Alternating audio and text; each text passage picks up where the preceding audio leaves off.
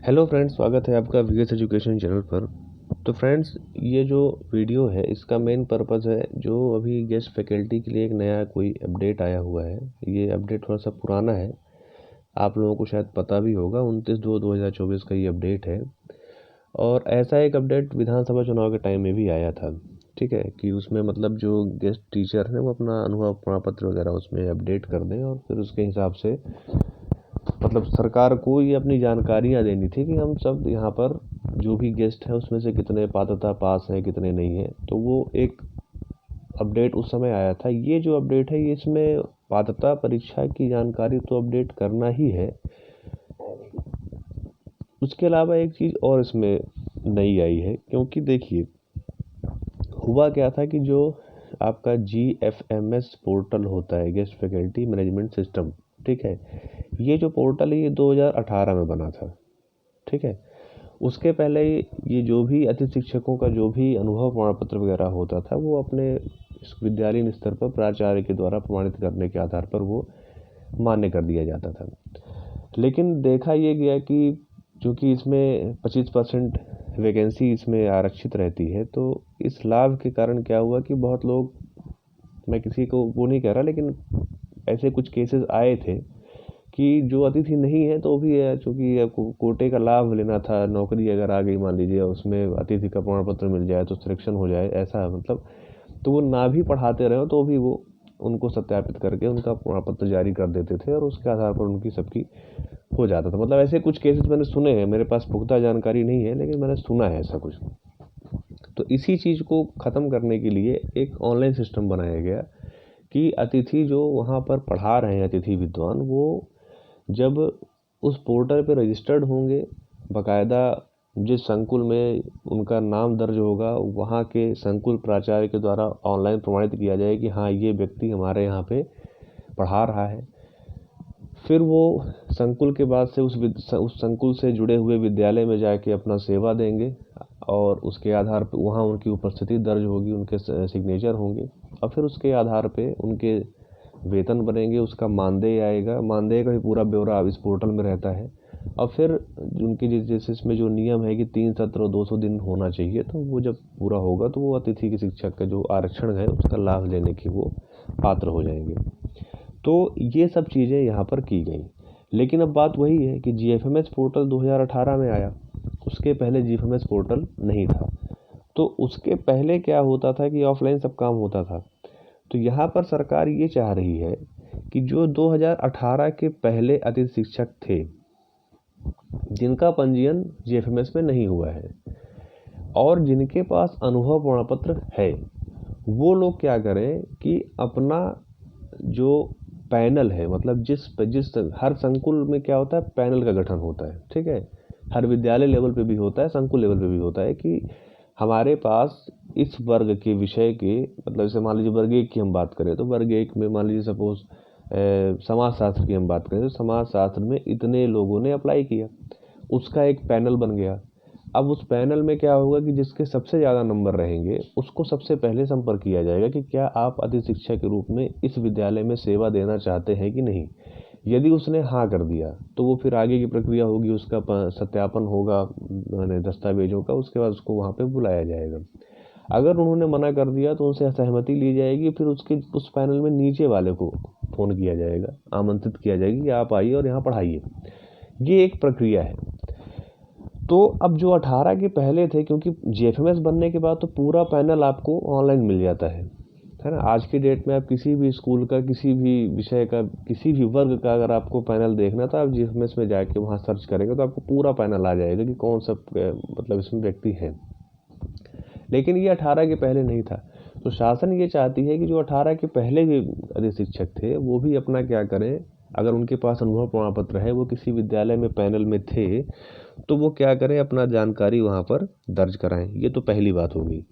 दूसरी बात यहाँ पर एक और चीज़ यह है कि अगर उन्होंने कोई पात्रता परीक्षा पास की है, ठीक है ना, अगर उन्होंने कोई पात्रता परीक्षा पास की है तो उसकी अंक सूची क्या करें, वो उसमें अपडेट करें। तो ये सिर्फ 18 से पहले वालों के लिए नहीं है, 18 के बाद भी अगर किसी ने टेट क्वालिफाई किया है, अब वो दिसंबर में जब एक बार और ये चीज़ें आई थी उसमें अगर वो नहीं कर पाए थे तो फिर अपडेट कर दें, क्योंकि इसलिए अपडेट कर दें क्योंकि टेट परीक्षा फिर मार्च में हुई थी, आपको पता है 23 में।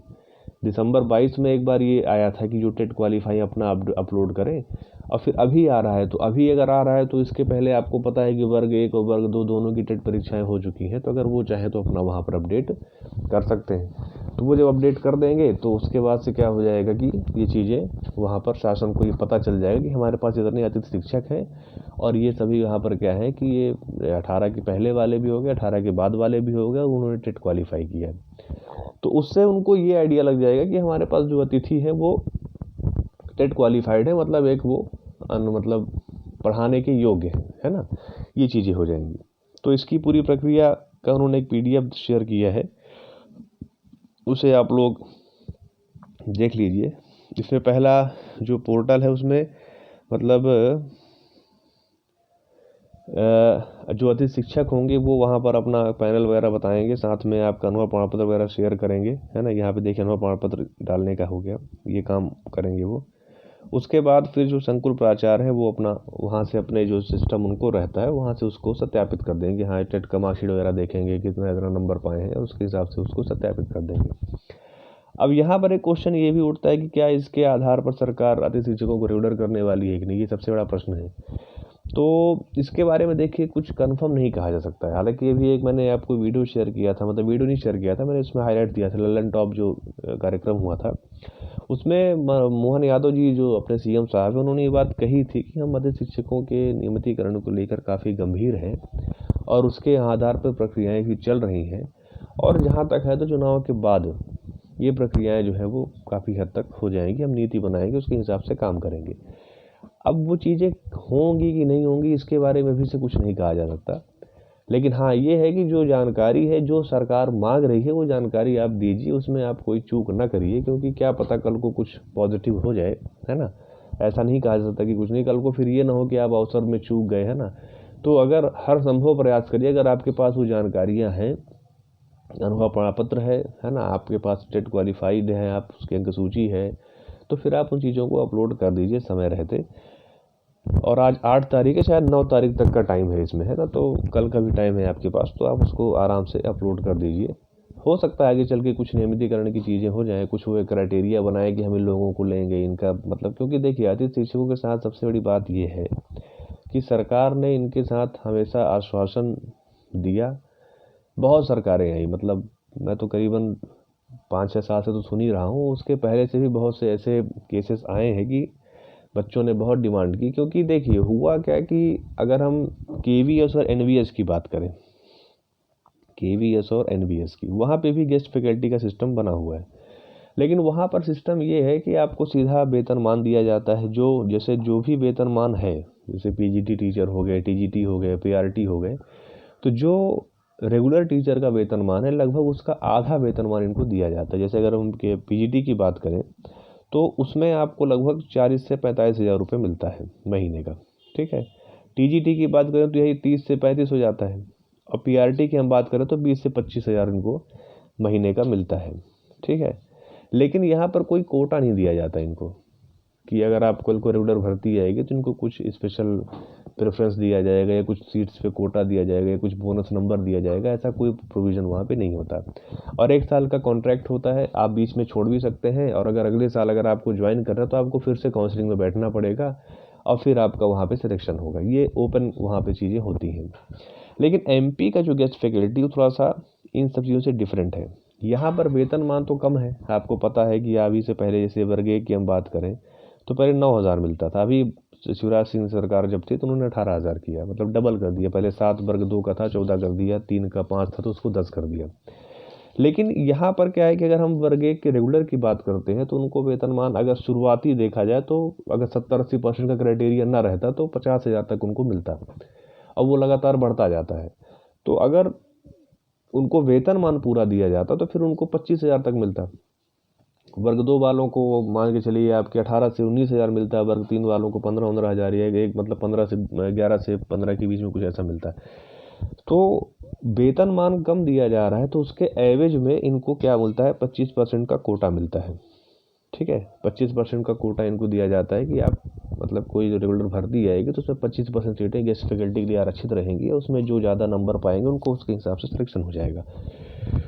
तो अब ये चीज़ें तो है, ठीक है। और दूसरी चीज़ क्या है कि जो भी गेस्ट फैकल्टी में, मतलब आज से करीबन मान लीजिए 2009-10 से जब जो लोग कर रहे थे गेस्ट में, तभी से लगभग ये प्रक्रिया शुरू हुई है। तो ये प्रक्रिया के कारण क्या हुआ था कि पहले बहुत सरकारें आई, उन्होंने यही आश्वासन दिया कि हम अतिथि शिक्षकों को नियमित कर देंगे। इस आधार पर जो अतिथि शिक्षक वहाँ पर काम कर रहे थे वो क्या किए कि इसी उम्मीद में बैठे रहे, और वो ओवर एज भी हो गए, 5 साल 10 साल 8 साल 7 साल, मतलब ऐसे उन्होंने अपनी सेवाएं दी इस उम्मीद में कि वो नियमित हो जाएंगे। लेकिन अगेन सरकार ने ऐसा कुछ किया नहीं, इसके कारण उनके साथ छल हुआ, और उसी के लिए अब सरकार है, पता नहीं इसमें वो क्या करती है, इसका कुछ आइडिया नहीं है। लेकिन जहाँ तक मैं ये समझ रहा हूँ तो आप सिर्फ वो करिए जो प्रोसेस आपको बताया जा रहा है, उसमें आप कमी मत करिए। हो सकता है कुछ क्राइटेरिया ऐसा बने कि मतलब करीबन जो 10 साल है या फिर लगभग 5 साल से लगातार बिना किसी गैप के जिन्होंने अतिथि शिक्षकों की सेवाएं दी है ना, ऐसे कुछ भी क्राइटेरिया बन सकता है भविष्य में। तो वो चीज़ें हैं, या फिर ऐसा हो सकता है कोई विभागीय परीक्षा इनके लिए अलग से ले ली जाए, है ना, टेट क्वालिफाइड है ही ये सभी, और इनकी एक अलग से विभागीय परीक्षा ली जाए, तो जो थोड़ा सा मतलब आसान भी हो। दूसरी बात ये हो जाएगी उसमें मतलब कंपटीशन कम रहेगा, क्योंकि सिर्फ गेस्ट वाले ही उसमें अप्लाई कर पाएंगे। तो वो चीज़ें भी हो सकती हैं, ऐसा कुछ कहा नहीं जा सकता। इसलिए अभी की प्रक्रिया ये है कि आप उसमें सिर्फ जो प्रक्रिया आपको बताई जा रही है उसको वहाँ पर आप अप्लाई कीजिए, आगे उसमें देखा जाएगा उसमें क्या चीज़ें हो सकती हैं। तो ठीक है फ्रेंड्स, इसमें यही एक अपडेट थी, हालांकि थोड़ा सा पुरानी हो गई है, लेकिन मुझे जैसे ही पता चला तो आप लोगों को बता दूं। तो इसमें आप लोग अपना काम आराम से इसमें कर लीजिएगा। तो ठीक है फ्रेंड्स, अगर आपको मेरा वीडियो अच्छा लगा तो उसे आप लाइक कीजिए, अपने फ्रेंड सर्कल में शेयर कीजिए, और आप मेरे चैनल पर पहली बार आ रहे हैं तो आप उसे सब्सक्राइब कर लीजिए। Thank you.